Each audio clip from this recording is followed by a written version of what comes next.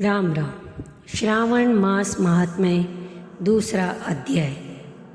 शंकर जी ने सनत कुमार जी से कहा कि हे महाभाग ब्रह्मपुत्र, आप नम्र हैं, जिस कारण आप श्रद्धालु हैं, समस्त गुणों से युक्त श्रोता हैं। श्रावण मास के बारे में आपने जो पूछा वह प्रसन्नता से मैं कहता हूँ। हे तात, मैं आपसे कहूँगा, एकाग्र मन होकर सुनो।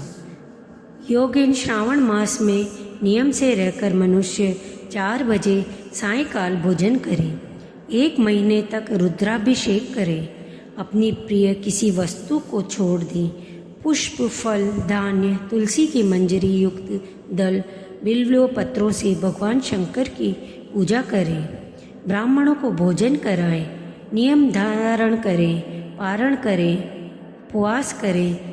मुझे पंचामृत से अभिषेक अति प्रिय है, उसे भी करें। इस मास में जो किया जाता है वह अनंत फल को देने वाला है।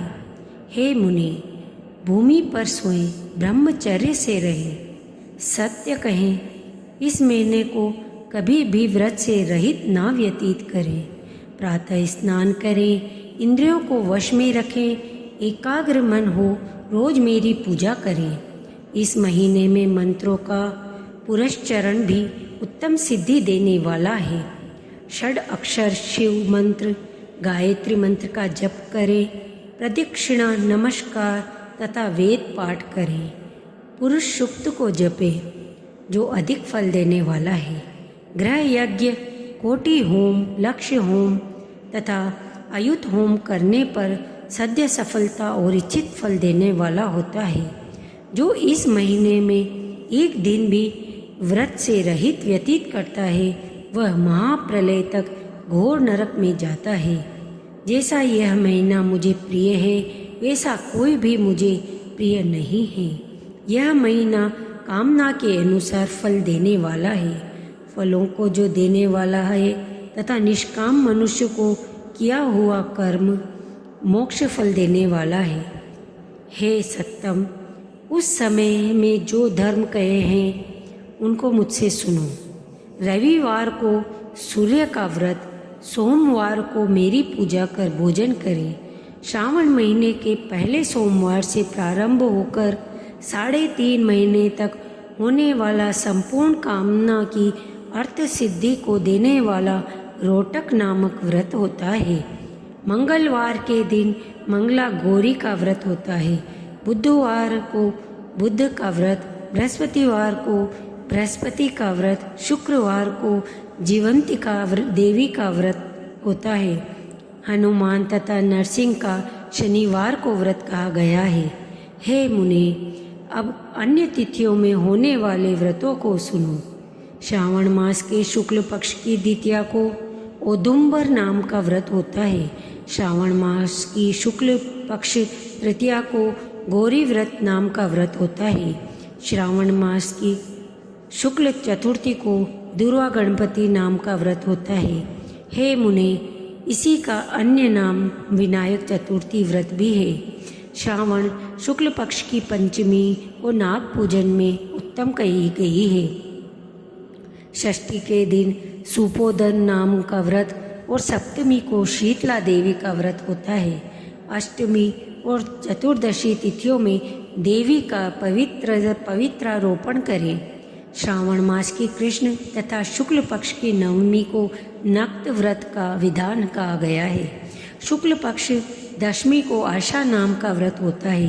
कोई मनुष्य इस महीने की दोनों पक्ष की एकादशी को आशा व्रत को होना मानते हैं। श्रावण शुक्ल पक्ष की द्वादशी को भगवान हरि का पवित्रारोपण करना कहा गया है, अतः द्वादशी को भगवान हरि का श्रीधर नाम से अर्चन उत्तम गति प्राप्त कराता है। श्रावण शुक्ल पक्ष पूर्णिमा को उत्सर्जन, उपाकर्म, सभा दीप, उपाकर्म की सभा में रक्षाबंधन, श्रावणी कर्म, सर्प बलि तथा हयग्रीव नामक भगवान विष्णु का अवतार कहा है। ये 7 काम श्रावण शुक्ल पूर्णिमा को होते हैं। श्रावण मास की कृष्ण चतुर्थी को संकट चतुर्थी व्रत तथा श्रावण कृष्ण पंचमी को मानव कल्पादि होता है।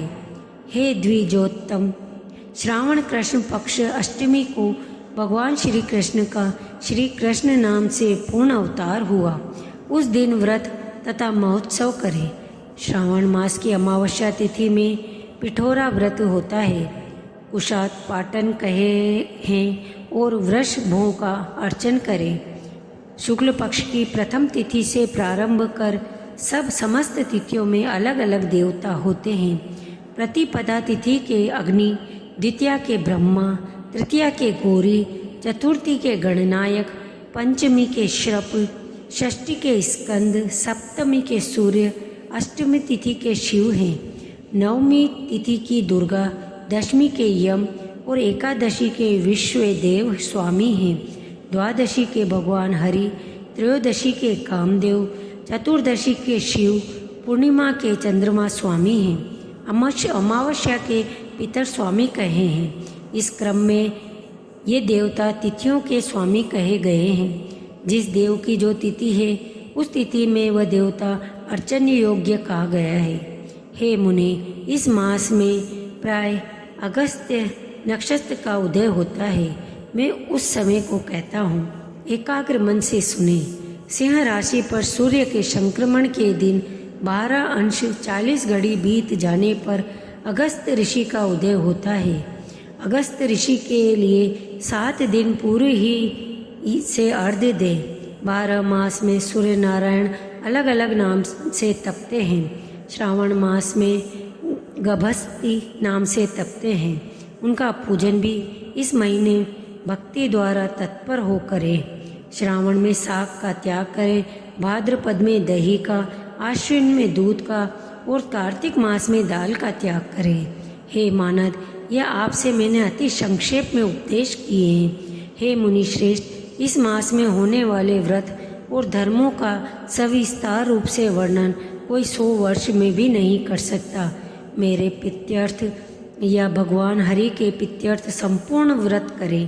परमार्थ रूप से विचार करने पर मेरे तथा हरि में कुछ भी भेद नहीं है। जो प्राणी इसमें भेद की कल्पना करते हैं वो नरकगामी होते हैं।